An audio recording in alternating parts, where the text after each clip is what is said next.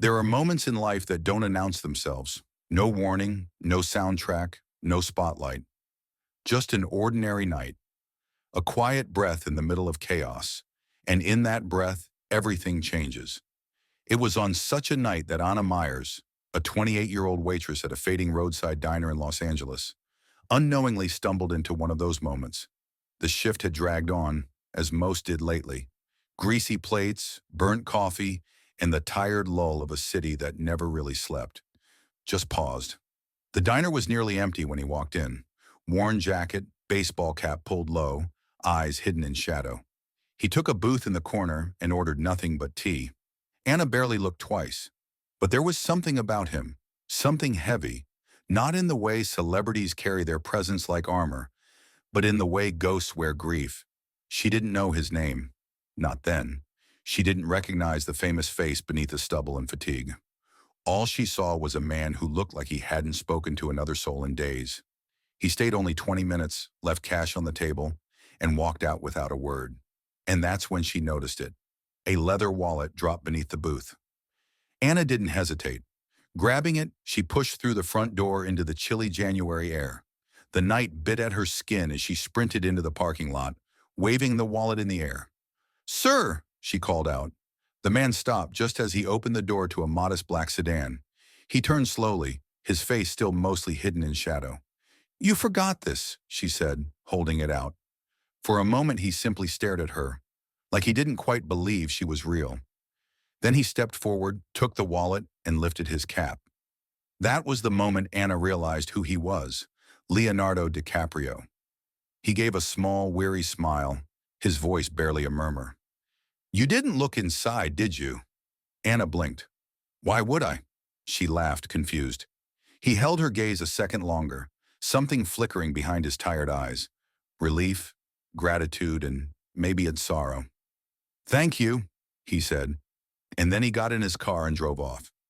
She thought that was the end of it. It wasn't. The next morning, Anna was called into the manager's office. No warm greeting, no time to explain. Just a sharp tone and crossed arms. "You left the diner in the middle of your shift for some random customer. That's not how we do things here." "But I was just—" "You're fired." No second chances, no questions asked. Anna stood frozen, a box of her belongings pressed to her chest, the door shutting behind her with a finality that echoed louder than her silence. She walked home in the same clothes, her thoughts a blur of disbelief and cold wind. And she had no idea that across the city a very different story was about to begin. Have you ever done something kind and been punished for it? Tell us your story in the comments, because sometimes doing the right thing isn't easy, but it matters. Anna hadn't left her apartment all day. The box from the diner still sat unopened on the kitchen counter, like a silent reminder that sometimes life doesn't reward kindness. It punishes it.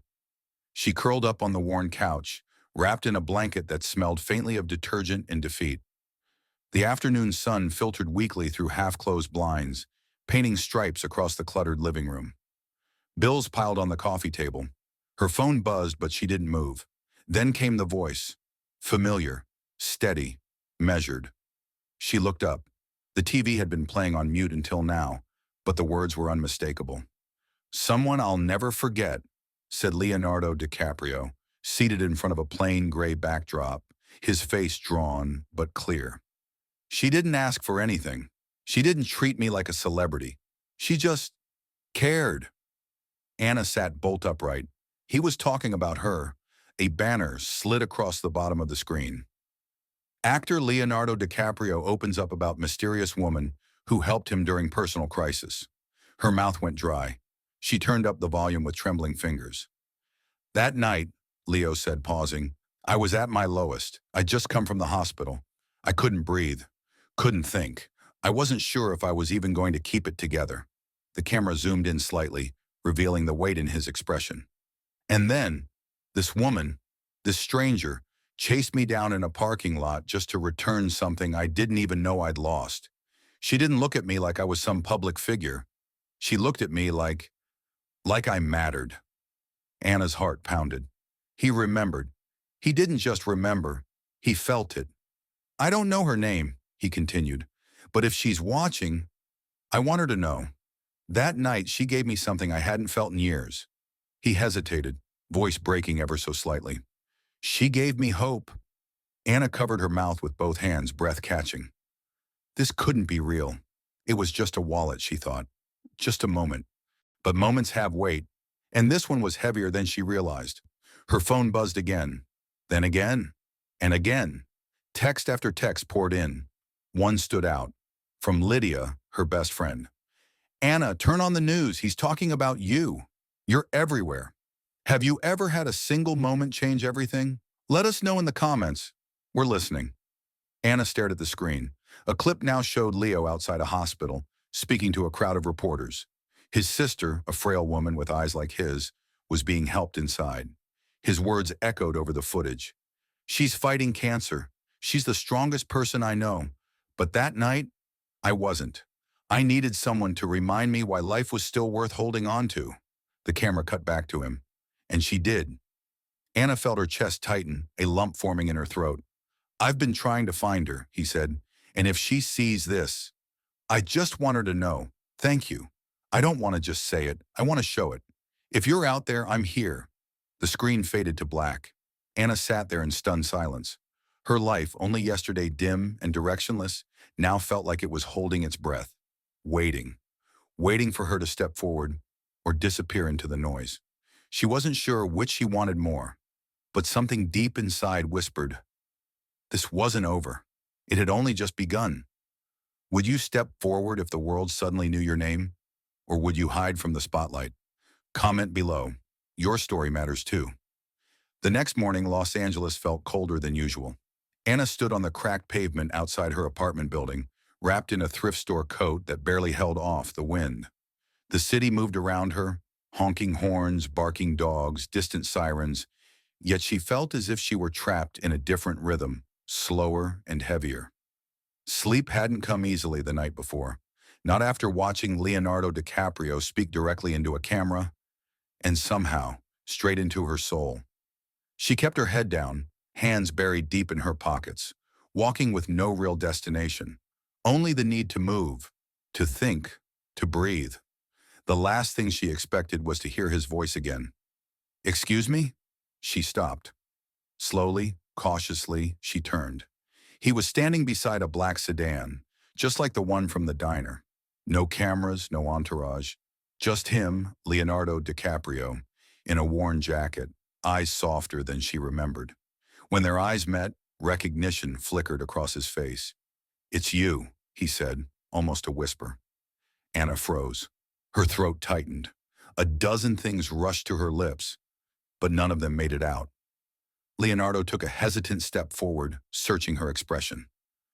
I've been looking for you. Her heart thudded against her ribs. I didn't think you'd actually remember. His smile was small, sincere. How could I forget? You reminded me of something I thought I'd lost. They stood there for a moment in silence, two strangers connected by a night neither could forget. Then her phone buzzed again. A text. Rent overdue. Final notice. Eviction process will begin. Anna's stomach dropped. She quickly silenced the phone and tucked it away, but he'd noticed. Are you okay? He asked gently. She forced a smile. I'm fine. The lie was paper thin. Leonardo didn't push. Instead, he reached into his coat pocket, pulled out a folded envelope, and held it out to her. Anna stared. What is that? A thank you, he said. She didn't take it. I can't, she murmured. I didn't do anything important. You didn't ask for anything, he said, his voice firm but kind. But you gave me something I can't put a price on. Anna's fingers trembled as she took the envelope and slowly opened it. Inside was a check. The amount written on it made her breath catch. Her voice was barely audible. I can't accept this. It's too much. Leonardo looked her in the eyes. It's not about money, it's about hope, he said softly. You gave it to me when I didn't have any. Let me give it back to you now.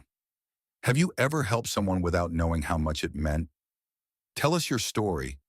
Your small moment might be someone else's turning point. Anna's eyes welled with tears. I don't even know what to say. You don't have to say anything, he replied. Just promise me one thing." She nodded. "What?" "Don't let the world take your kindness away. It's rare and powerful, and it saved me." And for the first time in days, she felt it again. Not relief, not even security, but something quieter, steadier, hope. He turned to leave, but then he paused, his expression shifting. "There's something else," he said, quieter now. "Something I didn't tell you that night." Anna's heart pounded. "What is it?" His eyes lowered, and when he spoke, his voice was raw. "That night at the diner, I had just come from the hospital. My sister, she's fighting cancer, and I didn't know if she was going to make it." Anna's breath caught. She reached out without thinking, brushing her hand gently against his arm. "I'm so sorry," she whispered. "You reminded me that even in the dark," he said, "someone might still hold the door open." For a long second, neither of them said a word. Just two people, standing in the cold, carrying invisible weight. Anna looked down at the envelope in her hand. Not just money, a turning point. Maybe, for them both. It took her 2 buses and a 20-minute walk to reach the hospital. The check he had given her still sat untouched in her purse, folded neatly like a secret she wasn't ready to unfold. But she carried it anyway, along with something heavier, the ache in her chest, the one that began the moment she saw the pain in his eyes. Anna stood outside the sliding doors, heart pounding. She didn't know if she was crossing a line or answering something deeper than obligation. But something told her she had to come. Inside, the walls were too white, the lights too bright. A nurse at the front desk looked up with kind but tired eyes. "I'm here to see Leo," Anna said hesitantly, not sure whether to use his full name. "I mean, Leonardo DiCaprio." The nurse smiled softly like she'd been waiting. "He mentioned you," she said, and without another word, gestured for Anna to follow. They moved through quiet hallways, past rooms full of machines and muted voices. The smell of antiseptic clung to everything. Anna clutched her purse tighter, her steps slow. The nurse paused at a door. "He's in there," she said. "Take your time." Anna peered through the small glass window. Leonardo sat beside the hospital bed, holding his sister's hand. She was pale, thinner than Anna expected, but her smile was bright, even radiant. Anna hesitated, then knocked softly. Leo looked up, and his face changed. The weight on his shoulders lifted, just a little, as recognition dawned. He stood walking over to open the door. "You came." "I wasn't sure if I should," she whispered. "I'm glad you did," he said. "Come in." Anna stepped into the room slowly, her presence careful. Leo's sister smiled, eyes filled with a knowing warmth. "So," she said, her voice soft but playful, "you're the mystery angel I've been hearing about." Anna blushed. "I'm just me." His sister extended a hand, fragile but steady. "That's exactly what makes you special." They talked for an hour. Nothing dramatic, no spotlight, just gentle conversation about childhood memories, the paintings Leo's sister used to make, the places she still dreamed of seeing. Anna found herself laughing more than she expected, crying too. And when the sun began to dip beyond the windows, painting the walls in amber light, she rose to leave. But Leo walked her to the hallway. "I meant what I said," he told her, voice low. "You changed something in me."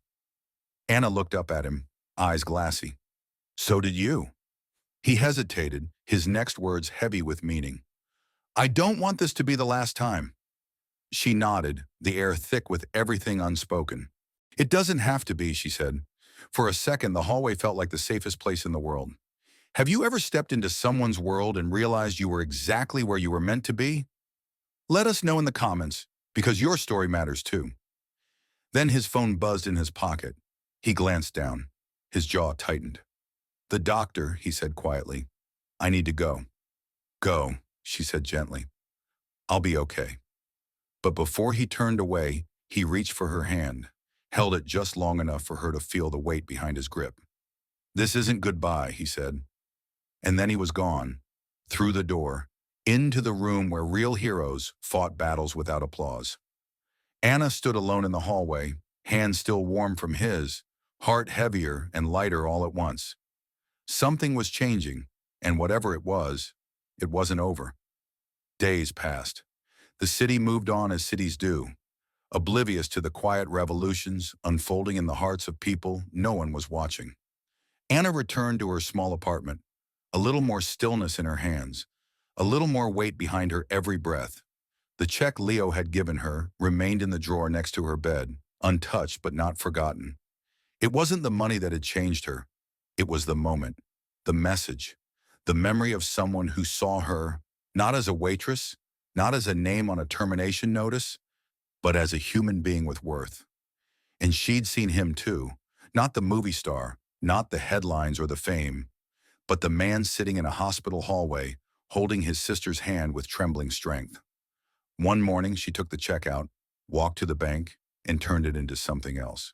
She didn't buy new clothes or a new apartment or a shiny new life. She used it to start a small project, a quiet cafe tucked into a corner of Silver Lake, filled with secondhand furniture and handwritten quotes on the walls. She named it Kindness. No advertising, no big signs. But people came, because the world hungered for warmth, and somehow, kindness served more than coffee. It became a space for stories, for second chances, for simple things that people had forgotten how much they needed. Weeks turned to months. Leo never showed up again, but he didn't need to. One afternoon, a package arrived at the cafe with no return address. Inside was a painting, soft brushstrokes, a woman standing in the rain beneath a streetlight, holding a wallet out to a man whose face was turned away, but whose posture said everything. Tucked behind the canvas was a note. The world keeps spinning fast, but the moments that save us, they move in stillness. Thank you for slowing down long enough to save me. Anna framed the painting and hung it by the front window.